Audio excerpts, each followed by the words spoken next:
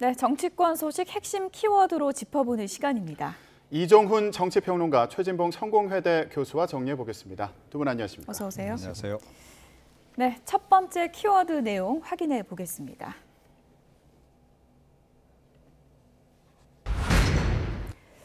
딱 한 번만 더 우리에게 기회를 달라. 박지원 민주당 비대위원장이 어제 간절하게 이렇게 호소를 했죠. 그런데 이 대국민 사과를 두고 지금 민주당 내의 분위기가 심상치가 않은 것 같습니다. 어떤 얘기들이 나오고 있는지 들어보시죠. 그것도 뭐 각자의 의견이고, 저는 뭐 당을 대표하는 입장이니까 향후 정치적인 행보를 시사하는 기자회견 하는데 개인 행보에 대해서 당이 다 협의를 해줘야 되는 건 아니잖아요.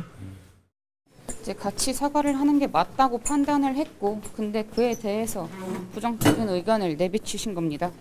같이 사과를 하자고 했지만 동의하지 않으신 거네요, 그러면? 뭐 이제 타이밍이 맞지 않다 이렇게 이야기를 하셨습니다. 네, 박지원 비대위원장과 윤호중 비대위원장의 입장을 들어봤는데요. 최진봉 교수님, 네. 박지원 비대위원장의 대국민 사과, 개인 행보입니까? 지금 현재로 보면 개인 행보 같아요. 그러니까 아마 협의를 하려고 했던 것 같은데 협의가 안 된 것 같고요. 비대위원장은 어쨌든 당을 대표하는 얼굴입니다. 그럼 당을 대표해서 본인이 개인적으로 얘기하신 것도 언론이나 외부에서 볼 때는 당의 입장으로 이해할 수 있는 거거든요. 그렇죠. 예. 그럼 저는 협의가 끝난 뒤에 발표하신 게 맞다고 생각해요. 지금 뭐 윤호중 비대위원장 아마 말은 꺼낸 것 같아요. 박지원 위원장이 말은 꺼냈지만 비대위에서 시점으로 봐서 지금보다는 나중에 하는 게 좋을 것 같다. 또 여러 지금 어제 기자회견 내용 보면 다양한 내용들이 들어있지 않습니까? 거기에 대해서 비대위원들 간의 의견이 일치가 안 된 것 같아요. 그런 상황에서 본인이 그냥 기자회견을 하시는 바람에 본인의 생각이 이제 기자회견을 통해서 드러났는데, 이제 나중에 얘기가 들어보니까 결국 당내에서 비대위원들 간에 합의가 안 된 사항이 표출이 되면서 논란이 일고 있는 것으로 보여져서, 저는 비대위원장이시니까 그냥 박지원 위원장이 개인이시고 뭐 그냥 민주당의 당원 한 분이면, 한 사람으로서 얘기한 거면 그건 다른 차원이지만 비대위원장이라고 하면 당의 입장을 대변하는 입장이 있기 때문에 저는 좀 더 조율이 끝난 뒤에 발표했으면 좋을 뻔했다. 그래서 지금 이제 당내 갈등처럼 비춰지고 있어서 상당히 좀 안타까운 상황이라는 생각이 듭니다. 내용보다 시점이 문제인 건가요? 저는 그렇게 봐요. 그러니까 어떤 내용을 발표할지를, 왜냐면 5개 정도인가 개혁에 대해서 얘기를 했거든요. 근데 그거는 당내 의견이 어느 정도 수렴이 돼야 돼요. 그러니까 개인의 생각은 알겠어요. 그분의 박지원 위원장의 생각은 알겠지만 의견이 수렴이 안 된 상태에서 위원장이 발표를 해버리면 마치 민주당의 전체 의견으로 오인될 수 있는 위험성이 있기 때문에 좀 주의가 필요한 상황이 아닌가 하는 생각이 듭니다. 네. 민주당 내에서 지금 윤호중 비대위원장뿐만 아니라 뭐 김용민 의원 같은 경우에는 사과로 선거 못 이긴다 이렇게 얘기하기도 했고요. 그 외에도 여러 가지 비판의 목소리가 나오고 있는데, 근데 사과 내용을 보면 586 세대 용퇴를 포함해서 기득권의 반성과 쇄신에 대해서 모습을 보여주겠다 이렇게 얘기했습니다. 네. 이거 대선 때도 약속했던 거잖아요. 그렇죠. 예. 뭐 이런 약속을 한 게 지금 뭐 문제인 건 아닌 거 아닙니까? 이렇게 보는 분들 있을 것 같아요. 네, 그렇긴 한데 과연 이게 지켜줄 수 있을 것인가? 그 실현 가능성에 좀 회의를 갖는 사람이 굉장히 많죠. 그것도 좀 책임 있는, 그야말로 뭐 실제로 그런 일을 해낼 수 있는 인물이 이야기를 했다면 그러면 좀 무게감이 다를 텐데 그렇지 않다는 거예요. 예를 들어서 윤호중 비대위원장하고 둘이서 함께 나와서 이 얘기를 했으면 그러면 아마 유권자들도 상당히 실제로 저렇게 민주당이 이제 갈 모양이다. 이렇게 생각을 했을 거예요. 그런데 지금 조금 전에 우리 그 인터뷰 내용 이제 들어봤지만 거의 돌발 행동 아닙니까? 그리고 투탑 아니에요. 투톱이 저렇게까지 의견 조율이 안 돼서 어떻게 이 선거를 이길 수 있으며 향후에 당 쇄신을 해나갈 수 있겠습니까? 이름이 비대위인데, 그죠? 제가 보건대는 이거는 결과적으로는 굉장히 돌발 행동을 한 것이고, 실제로 제가 어저께 저 기자회견 내용 보면서 YTN 돌발 영상을 보는 그런 느낌을 제가 가졌었거든요. 그러니까 좀 굉장히 이질적이다라는 느낌을 제가 굉장히 많이 받았어요. 그런데 아니나 다를까 실제로 이제 그랬다는 얘기고, 그럼 뒤집어서 해석하면 이거는 결국은 자기 정치를 굉장히 세게 했다.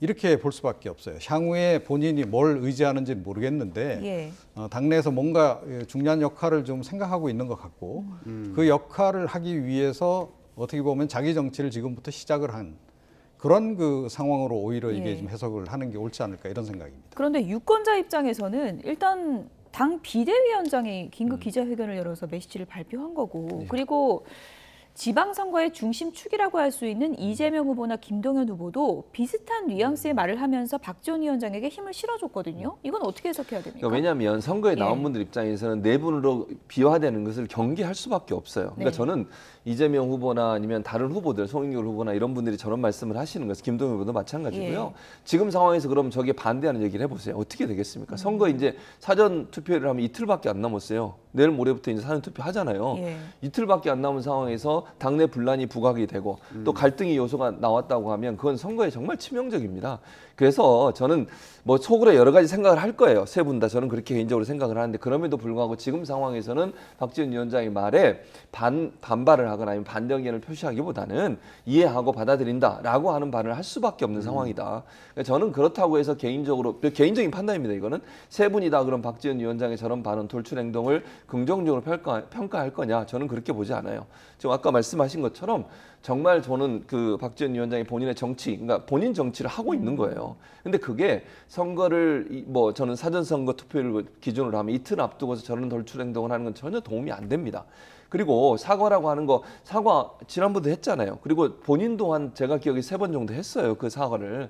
또 사과를 하는 것이 선거 막판에 과연 전략적으로 맞는 거냐 하는 부분에 있어서 고민을 좀 해야 되는데 예. 그래서 아마 비대위원들이 저는 반대를 했던 거라고 저는 생각을 하거든요. 그래서 말이 틀리고 맞고의 문제가 아니라 시점적으로 봐서 그런 발언을 하는 것이 과연 선거에 전략적으로 도움이 될 거냐 하는 부분에 대한 정무적 판단이 좀 미숙한 게 아닌가 하는 생각이 듭니다. 예. 네.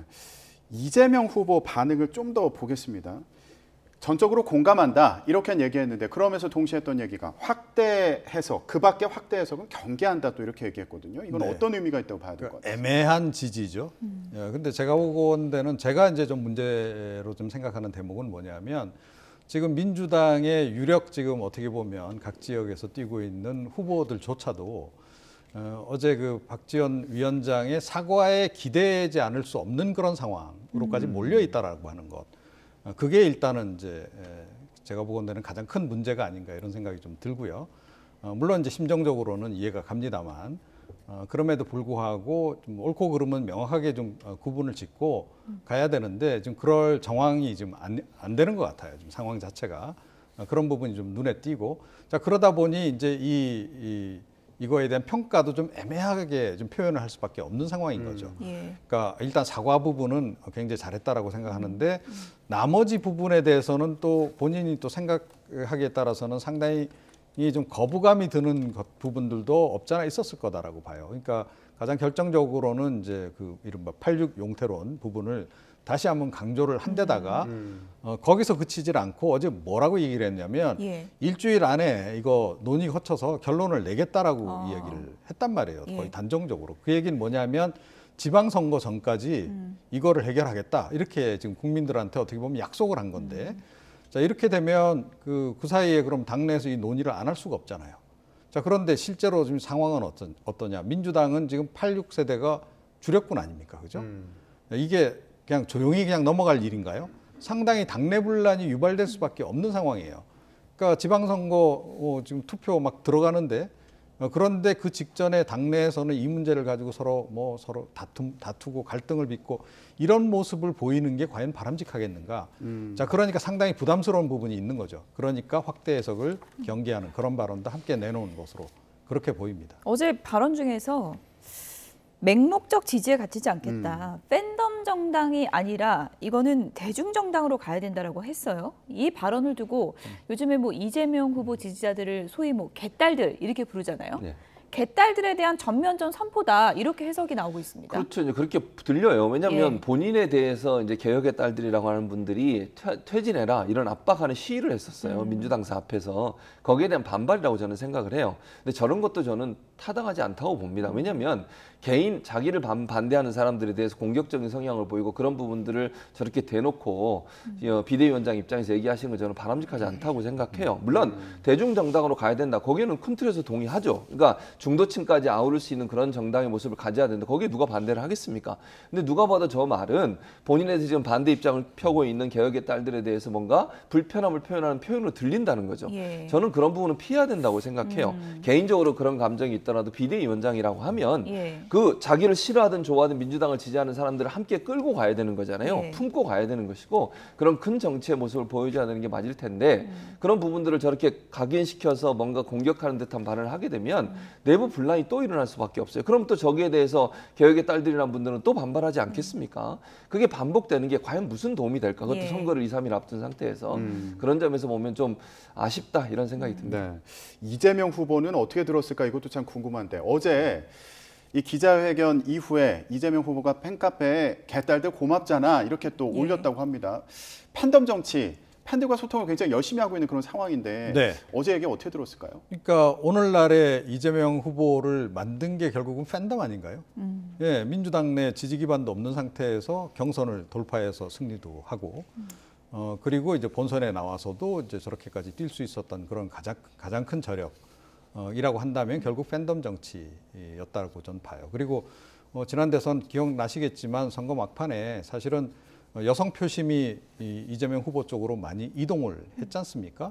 그게 이제 개딸로 이제 연장이 된 거라고 이제 예. 볼 수 있는데 그래서 어떻게 보면 이재명 후보 입장에서는 절대 포기할 수 없는 핵심 지지층인 거죠. 자, 그러니까 당연히 고마울 수밖에 없는 것이고 이분들하고는 끝까지 같이 가겠다라는 예. 생각을 분명히 하고 있을 겁니다. 네. 그 팬카페가 제명인의 마을이라고 네, 그러고 제가 잼마을. 용어를 보니까 지지자들이 이제 개딸들 이렇게 이제 부르고 그러다 보니까 이재명 후보가 개 아빠 뭐 이렇게도 이제 불린다고 하는데 팬덤 정치가 굉장히 강해지고 박지원 위원장 지도부를 향한 공세가 더 심해질 경우에 이재명 후보가 어떻게 교통 정리를 좀 해야 될 역할을 해야 될까 어떻게 보십니까? 그럴 상황도 올 수 있다고 예. 봐요. 그러니까 팬덤 정치를 부인할 수는 없어요. 그러니까 예. 적극적으로 지지하는 지지층은 코어 지지층은 있는 것이고 확대를 해야 돼요. 그럼 네. 확장을 하지 않으면 거기에 갇히면 안 되는 거잖아요. 예. 그러니까 중도층까지 아우르는 쪽으로 확장을 해야 본인이 나중에 대선을 또 나가게 되고 도전하게 되면 당선 가능성이 높아지는 거죠. 그러니까 그 집중적으로 지지하는 개혁 지지층을 일단 묶어놓지만 이분들이 좀 더 마음을 열고 다른 사람도 들어올 수 있도록 하는 환경을 만드는 건 본인들이 앞장서야 돼요. 그 부분을 이재명 후보가 더 적극적으로 나서야 되고요. 예. 그러니까 이번 지방선거 입장에서는 어쨌든 지지층 결집이 지금 중요한 상황이에요.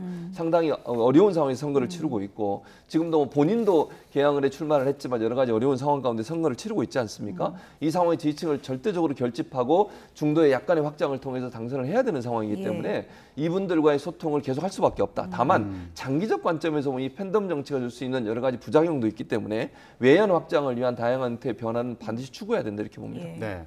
자, 박지원 비대위원장의 어제 발언을 두고 당내에서 논란이 이어지고 있는데 내가 박지원 위원장 옆에 서겠다 이렇게 나선 인물이 있습니다. 누군지 들어보시죠.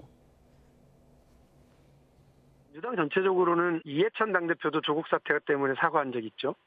그리고 송영길 대표도 관련해서 사과한 적이 있습니다. 윤호중 비대위원장도 역시 마찬가지고요. 사과는 계속해서 하는데 조국의 강은 건넜다고 하는데 바지는 적셔지지 않았다고 하는 게 우리 국민들이 보고 계시는 느낌 아니겠어요?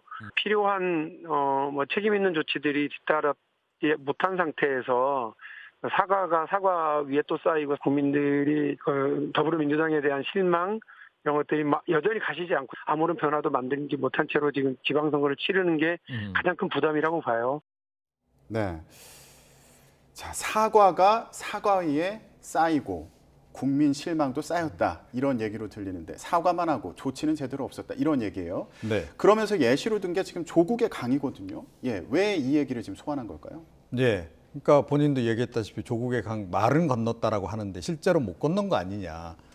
그래서 이제 뭔가 개혁이 필요하다라는 얘기를 이제 하고 싶은 것 같고 그래서 이제 박지원 이제 위원장의 이제 나는 기본적으로 네. 찬성한다. 옆에 서겠다. 이렇게 예, 뭐 이제 얘기했더라고요. 개혁 의지에 대해서 이제 그 부분을 높게 사는. 그런데 또 이 사과 부분에 대해서는 또 저렇게 또 말씀을 하시네요. 그러니까 사과를 저렇게 비판하시면서 왜 또 박지원 위원장 옆에 서시려고 하는지. 뭐 정치인이기 때문에 역시 이것도 정치적으로 해석을 할 수밖에 없는데. 본인은 이 과정을 통해서 뭔가 이렇게 좀 변화를 주도하는 편에 서겠다. 예. 이제 그런 얘기를 좀 하고 싶은 게 아닌가 싶어요. 그러니까 사실은 뭐 지난번에 대선 경선 때 나왔지만 별로 그렇게 당내 지지도 많이 못 받았고 저는 뭐 박용진 의원 같은 인물이 사실은 지난 대선 때 만약에 민주당의 간택을 받아서 본선에 올랐다 그러면 의외로 저력을 보여줬을 수도 있다라고 좀 생각을 하는데 아마 본인은 이제 그럼에도 불구하고 당내 입지가 약하기 때문에 뭔가를 해야 되는데 그러기 위해서는 뭐 이른바 이제 그 운동권 중심으로 쫙 편제가 돼 있는 예. 기존에 그 벽을 깨지 않으면 자기에게도 기회가 없을 것이다라는 생각을 좀 하고 있을 겁니다. 그래서 아마 그런 연장선에서 저런 행보를 보이는 게 아닌가 이렇게 생각합니다. 지금 열거한 이름을 보니까 뭐 이해찬 당대표부터 지금 지도부가 다 사과를 한 건데 조국의 강은 건넜는데 바지를 적시지 않았다 이렇게 표현을 했거든요. 이건 어떤 부분을 지적한 겁니까? 그러니까 아마 이제 예. 이건 박용진 의원의 개인 생각이라고 예. 저는 생각을 해요. 그러니까 아직도 이제 조국 전 장관에서 지지하는 마음을 보이는 분들에 대해서 아마 얘기를 하는 것 같아요. 근데 저는 이렇게 생각합니다. 그러면 민주당에 있는 국회의원 모두가 그렇게 생각할까요? 저는 그렇게 생각하지 않습니다. 예. 그러니까 물론 조국 전 장관 관련해서 강성적인 지지를 보내고 있는 분들이 있습니다. 그 분명히 있죠. 그러면 이해찬 대표든 아니면 지금 이재명 당시의 대선 후보든 이런 분들이 조국 전 장관 관련해서는 선을 분명히 그었고 조국 강을 건너겠다고 얘기를 했고 저는 예. 그분들은 이미 그 강을 건넜다고 생각해요. 근데 물론 일부 강성 지지층들은 아직도 그 부분에 대해서 마음을 두고 있는 부분이 있다고 보고요. 근데 그게 일부이지 그게 전체가 다 아직 안 건넜다고 얘기하는 건 저는 지나친 본인의 생각을 일반화시킨 게 아닌가 이렇게 생각합니다. 자, 민주당에서 이제 쇄신안 이번 주 안에 내놓겠다고 박 전 위원장 얘기를 했는데 이게 나올지 이것도 주목되는 상황인데 박 전 비대위원장이 기자회견을 열고 난 뒤에요. 국민의힘 이준석 대표도 기자회견을 열었습니다. 예, 이거 맞불 형식의 기자회견이다 이렇게 평가해도 되겠습니까? 그렇죠. 맞대응한 거죠. 그런데 안 할 수가 없잖아요. 예. 지금 선거 국면인데 상대당의 지금 비대위원장, 사실상 대표죠. 공동대표이긴 하지만 그런 사람이 나와서 뭔가 정치적으로 굉장히 중요한 행보를 했어요. 대국민 사과도 하고 뭐 중요한 메시지도 내놨고. 그런데 가만히 있을 수 있나요? 그거는 이제 절대 그렇게 대응할 수는 없죠. 그래서 뭔가 이제 본인도 메시지를 내야 된다라는 생각을 당 차원에서 아마 결정을 했을 거고요. 그래서 이제 저런 메시지를 이제 내놓은 겁니다. 그래서 결국 이제 그 이준석 대표가 하고자 하는 얘기는 뭐냐면 정권도 교체됐고 한데 좀 당분간은 우리 좀 힘 좀 실어주세요. 그 얘기를 지금 이제 일단은 한 게 아닌가 이렇게 좀 생각을 합니다. 네. 예. 뭐 선거는 이제 프레임이라고 하는데 이준석 대표가 이제 이렇게 얘기를 했습니다. 원 없이 일 좀 하게 도와주십시오. 이런 얘기를 했어요. 그렇죠. 그러니까 저는 제가 이준석 대표를 칭찬할 날이 올지는 몰랐었는데 저는 이 두 분만 보면 예. 어제 그 기자회견 이준석 대표가 100% 이긴 거예요. 그런 겁니까? 프레임, 그러니까 말씀하신 예. 프레임이잖아요. 예. 자, 무리한 발목 잡기 그 문제를 제기했어요. 그리고 4년 무한 책임론까지 얘기했어요. 예. 비전을 보여준 거잖아요. 선거를 이틀 앞두고서 본인이 했던 말은 뭐냐면 야당이 거대 야당으로서 발목 잡기 하는 거 막아주세요. 그러면서 호소를 했죠. 그리고 4년 동안 무한한 책임을 가질 수 있도록 저에게 기회를 주세요. 이게 선거를 2, 3일 앞두고서 할 수 있는 말의 비전이 것이지 박지원 위원장처럼 또 사과해요. 그 앞에 가서. 예. 그게 과연 그러면 선거 2, 3일 앞두고서 대표가 할 수 있는 표현이냐 하는 문제예요. 저는 이 문제를 지적하지 않을 수가 없다는 거죠. 예. 이 두 사람의 어제 기자회견 내용을 보면 아주 전략적이에요. 이준석 대표는. 사실요. 성비 관련해서 이준석 대표도 지금 논란이 되고 있는 당사자잖아요. 그리고 윤재순 비서관 포함해서 이런 분들도 성비가 논란이 됐었어요. 그 부분 다 얘기 안 해요. 지금. 근데 민주당은 또 그 문제 가지고 또 사과를 하고 있어요. 이게 국민들이 볼 때 과연 그럼 그것만 기억나는 거예요. 조국 전 장관 얘기하죠. 사과 얘기하죠. 성비 얘기하죠. 그럼 국민들이 볼 때 저 민주당은 맨날 저거만 하고 있구나 이런 생각밖에 안 들 겁니다. 그런데 지금 윤석열 대표는 무리한 발목 잡기 해주세요. 못하게 해주세요. 4년 무한 책임지겠습니다. 이런 비전을 얘기하면 그게 또 기억에 남을 거 아닙니까? 그래서 저는 어제 박지원 위원장도 이 문제를 얘기했다고 생각해요. 반대로 얘기하면 프레임에서 이기려면 어떻게 해야 되겠어요? 정권이 너무 폭주하고 있습니다. 인사청문회 6명이나 청문보 채택 안 되는데 무리하게 임명했습니다. 예. 한동훈 지금 법무부 장관 소통령 되고 있습니다. 이러니 견제할 수 있는 힘 주세요. 이렇게 얘기하는 게 저는 훨씬 더 설득력이 있었을 거라고 생각합니다. 예. 네, 알겠습니다. 혹시 방송 보고 있으면 이준석 대표도 좀 놀랄 것 같아요. 그럴 것 같습니다. 칭찬해 주셨어요. 예. 자, 민주당에서는 이번 주 안에 쇄신안 낸다고 했으니까요. 이 과정도 잘 지켜보기로 하겠습니다.